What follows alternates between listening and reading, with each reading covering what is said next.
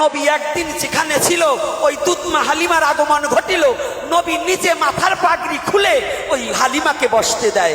সাহেবারা চিনতে পেল না, তখন নবীকে জিজ্ঞাসা করলো যে নবী এই কি ঘটনা, আপনার মাথার পাগড়ি আমি জানি সবার উপরে, আপনি আপনার মাথার পাগড়ি দিলেন একটা মহিলারে বসতে?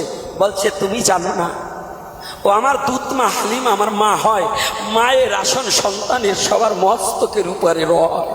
এখন কায়দা বেকায়দায় পড়ে গেছি, নাইলে হাদিস 2-4 কুড়ি জানি না তা ভাইব, জানি না তা ভাইব না, ও 2-4 কুড়ি শিখাইও তো পারতাম, কিন্তু এখন একটু বেকায়দায় পড়ে গেছি। যার জন্য অপেক্ষা করুন, এই বেকায়দার জন্য কিছু কইতে পারি না, নাইলে কবার পারি না তা না।